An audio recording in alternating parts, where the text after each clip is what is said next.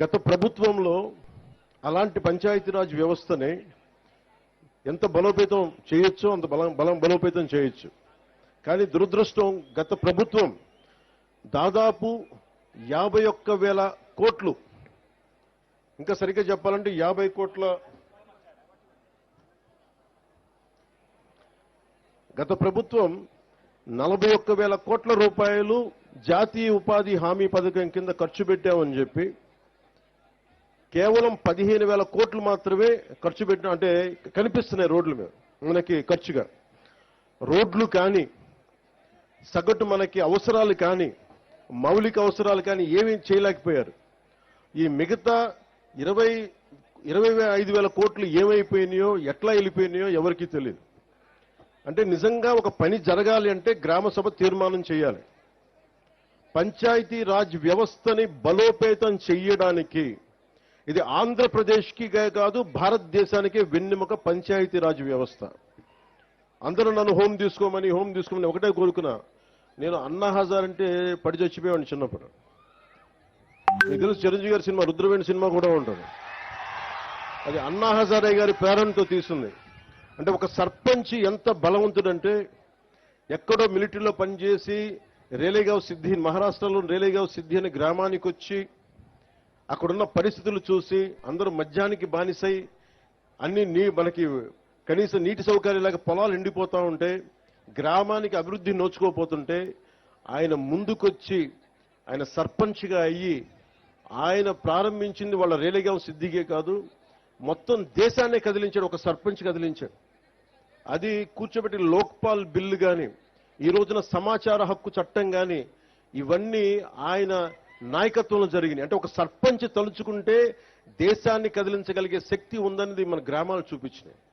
అలాంటి 13,326 పంచాయతీలు గనక బలపడితే, బలోపేతం అయితే, నిజంగా అభివృద్ధి దిశ వైపు వెళ్తే, మనందరం ఐక్యతగా ఉంటే ఆంధ్రప్రదేశ్కి ఎన్ని లక్షల కోట్లు వీళ్ళు అప్పు చేసిన అప్పులను తీర్చేయగలం. మనకు అంత శక్తి సమర్థత మనకు ఉంది. నేను అందుకని మీకు ప్రత్యేకించి ఎందుకు వచ్చాను, నేను మైసూరావారిపల్లి కంటే నేను రైల్వే కోడూరు, ఇది ఉద్యాన పంటల్లోకి సంబంధించిన ఇది రాజధాని. ఇది ఇక్కడ నేను చాలాసార్లు ఇక్కడి నుంచి మామిడి చెట్లు తీసుకెళ్తే రుచి వస్తుందని చెప్తుంటాను. నేను అదే చెప్తున్నాను, ఇక్కడి నుంచి రుచి రాదు. ఈ నేల తాలూకు సారం ఇది, ఈ నేల తాలూకు విశిష్టత. ఇక్కడ పండు అంతే. ఇది అరటి పండు కానీ ఏదన్నా కానీ ఈ నేల తాలూకు సారం, విశిష్టత దీనికే ప్రత్యేకం తప్ప ఇంక ఏ జిల్లాకి ప్రత్యేకం కాదు. నేను ఒకటే అనుకున్నా, రాయలసీమ అంటే ఎందుకు పారిపోతారు అందరూ, ఎందుకు గొడవలు జరగాలి ఇక్కడ? రాయలసీమ తాలూకు విశిష్టత ఎంతమందికి తెలుసు? రాయలసీమ అనగానే కూర్చొని వాళ్ళు కూర్చోబెట్టి గొడవలునో ఇదని ఇవి కాదు. రాయలసీమ చదువుల నేల ఇది. కోస్తా జిల్లాల కంటే ఎక్కువ గ్రంథాలయాలు ఉన్న నేల ఇది రాయలసీమ. అలాంటి గొప్ప నేల ఇది. అలాంటి గొప్ప నేలకి అభివృద్ధి లేక ఎక్కడో గల్ఫ్ కంట్రీలకు వెళ్ళిపోతా ఇవన్నీ ఎందుకు జరగాలి అనేది నాకు ఎప్పుడు తాపత్రయం ఉండేది. ముఖ్యంగా రాయలసీమ యువత మీకు ఎంత తెగింపు ఉందంటే, నేను ఒకటే చెప్తా, కర్నూలుకి సుగాలి ప్రీతి సమస్య వచ్చినప్పుడు నేను కర్నూలుకి వస్తే 1,50,000 మంది యువత వచ్చారు. నేను ఆశ్చర్యపోయేవాడిని. అలాగే మన రైల్వే కోడూరులో నాకు విజయం అని ఎప్పుడు తెలిసిందంటే, నేను మనకి గౌరవ ముఖ్యమంత్రి నారా చంద్రబాబు నాయుడు గారు మేము ఇక్కడికి వచ్చినప్పుడు ఆ ప్రవాహం, ఆ జన ప్రవాహం చూసి,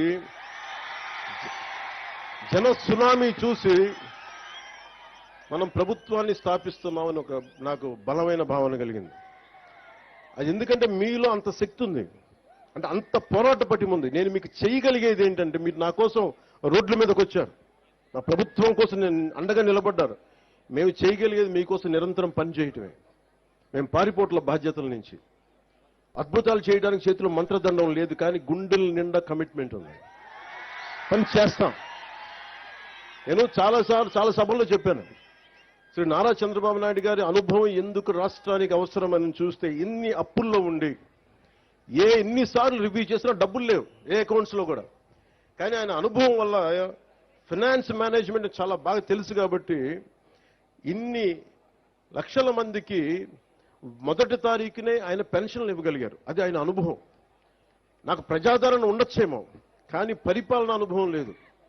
నేను నాకంటే బాగా ఆలోచించగలిగే వాళ్ళని, నాకంటే రాష్ట్రం కోసం పనిచేసే వాళ్ళ వెంట నడవడానికి, వాళ్ళ వెనక నడవడానికి, వాళ్ళ పక్కన నడవడానికి, నేర్చుకోవడానికి నేనే సంకోచించే వ్యక్తిని కాదు. అలాంటి అనుభవజ్ఞుడి దగ్గర, అలాంటి పరిపాలనా దక్షత ఉన్న గౌరవ ముఖ్యమంత్రి చంద్రబాబు గారి దగ్గర నేర్చుకోవడానికి నేను ఎప్పుడు సంసిద్ధతగానే ఉంటాను తప్ప నేను దాన్ని ఏ మాత్రం తక్కువ అనుకోను.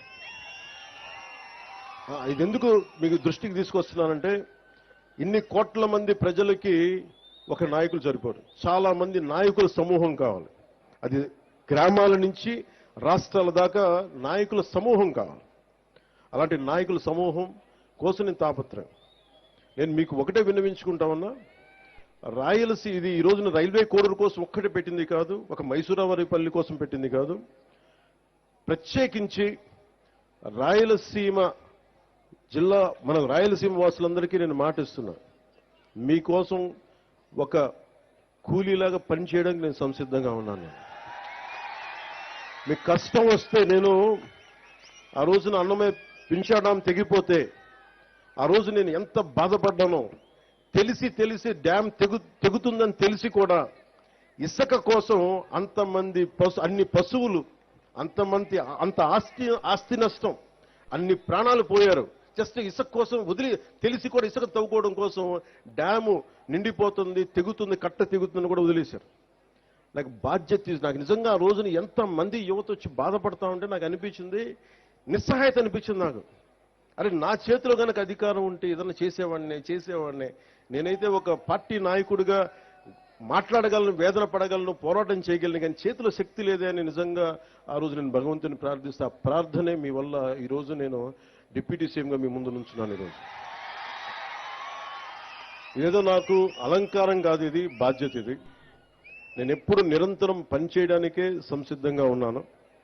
మీకోసం అహర్నిశలు పనిచేస్తాం. గ్రామ సభ చాలా కీలకం.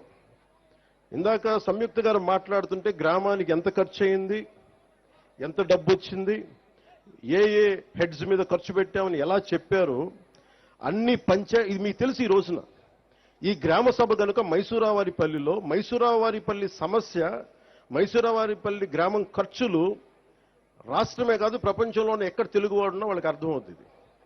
అంటే ఒక నిజంగా పారదర్శకత, జవాబుదారీతనం అంటే ఇదే. ఆవిడ క్లీన్గా చెప్పారు. అలాంటిది మీకు దాదాపు 41,000 కోట్లు ఖర్చు పెట్టారు. మన డబ్బు అది. గత ప్రభుత్వ నాయకులు డబ్బు కాదు, మన డబ్బు అది. మన శ్రమ, మన రక్తం ధారపోస్తే వచ్చిన డబ్బు అది. ఆ డబ్బును ఎవరు పట్టించుకోలేదు. ఈ రోజు మీరు అంటారు ఉద్యోగాలు లేవు, మాకు ప్లే గ్రౌండ్ లేదు, మనకి అది కనీస ధర్మం కదా. మనకి స్కూల్స్ కట్టేస్తాం, బిల్డింగ్లు కట్టేస్తాం, కానీ పిల్లలు ఆడుకోవడానికి, శారీరక దృఢత్వం పెంచుకోవడానికి ప్లే గ్రౌండ్ లేదంటే నేను నిజంగా ఆశ్చర్యపోయాను. కలెక్టర్ గారిని ఒకటే అడిగాను, అసలు ఎంత భూమి ఉంది పంచాయతీ కింద అంటే, ఎన్నో సెంట్లు భూమి. ఎన్ని సెంట్లు సార్ చెప్పారు? 8, కరెక్ట్ కదా. పంచాయతీ కింద నేను అనుకున్నాను ప్రతి పంచాయతీ కనీసం ఒక 25-40 ఎకరాల భూమి ఉంటుంది అనుకుంటే 8 సెంట్ల భూమి మాత్రమే ఉంది. 8 సెంట్లు ఏమి ఇవ్వగలం చెప్పండి. బిల్డింగ్లు కట్టుకోవడానికి కనీసం ఒక దాదాపు ఎంతది 8 సెంట్లు ఎన్ని గజాలు? 450 గజాలు మాత్రమే మనకి ప్రభుత్వ స్థలం ఉంది రైల్వే కోడూరులో. ప్లే గ్రౌండ్ నుంచి ఎక్కడి నుంచి తెస్తాం? హాస్పిటల్ కావాలంటే ఎక్కడి నుంచి తెస్తాం? నాకు నిజంగా అనిపించింది, అసలు ప్రభుత్వానికి ఆస్తులు ఉండాలి కదా. ఏ పంచాయతీకైనా మీకు ఎందుకు గ్రామ సభ పెట్టానంటే, మీ గ్రామానికి ప్రభుత్వానికి సంబంధించిన నేల ఉండాలి భవిష్యత్ అవసరాలకి. అందరు ఇష్టారాజ్యంగా తవ్వేసుకోవడానికి కాదు, ప్రభుత్వానికి ప్రతి పంచాయతీకి.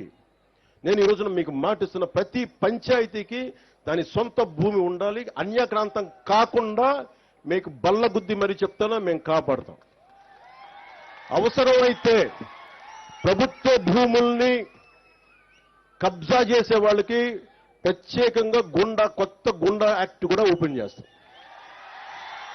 ఎక్కడికి వెళ్తాం చెప్పండి? అన్ని ప్రైవేట్ పరం అయిపోతే, గత ప్రభుత్వ నాయకులు మాట్లాడేవాళ్ళు కదా క్లాస్ వార్ అని. క్లాస్ వార్ అంటే ఏంటి? ఒకరి దగ్గర మొత్తం సొత్తు ఉండిపోయి మిగతా వాళ్ళని కంట్రోల్ చేయడం. ఈరోజు చెప్పండి, మైసూరావారిపల్లి దగ్గర ప్రైవేట్ వ్యక్తుల దగ్గర ఉండిపోయింది, కానీ ఎందుకు ప్రభుత్వ భూములు ఎందుకు లేవు ఇక్కడ? ఈ రోజున మనకు నిజంగా ఒక కాలేజీలు లేవు, మనకి కూర్చోబెట్టి ఒక ప్లే గ్రౌండ్ లేదు, పిల్లలు ఆడుకోవడానికి. ఇవన్నీ లేదా, ప్రభుత్వ స్థలాలు లేవు. ఏమైపోయినాయి? అడిగే వాళ్ళు ఎవరు లేరు. ఈ రోజున గ్రామ సభ తాలూకు ముఖ్య లక్ష్యం ఏంటంటే అసలు మన గ్రామంకి మనకు కావాల్సిన ఆస్తులు ఏంటి, ఏమేమి ఉన్నాయి, ఏ మౌలిక సదుపాయాలు ఉన్నాయి, ఏ మౌలిక సదుపాయాలు లేవు, ఏం కావాలి, భవిష్యత్తులో ఎన్ని మనకు రాబోయే తరాలకి ఏమేమి అవసరాలు ఉన్నాయి, మీరందరూ కూర్చొని నిర్ణయం చేసుకుంటే తప్ప. ఎందుకంటే వ్యక్తిగత ఆస్తులు ఉండటం వేరు, కానీ ప్రభుత్వ పరంగా పంచాయతీకి ఆస్తులు లేకపోతే మీరు ఎంతసేపు ప్రైవేట్ వ్యక్తుల దగ్గర దేహి అని అనాలి. ఈ రోజున మైసూరావారిపల్లి దుస్థితి ఏంటంటే దాతల్ని అడుక్కోవాల్సిన పరిస్థితి ఉంది ప్లే గ్రౌండ్కి. ఇది బేసిక్ కాన్స్టిట్యూషనల్ రైట్. ఇది ఒక బిడ్డ ఆడుకునే హక్కు, చదువుతో పాటు ఆడుకునే హక్కు ఉంది. ఆ హక్కు కోసం ప్లే గ్రౌండ్స్ లేవు.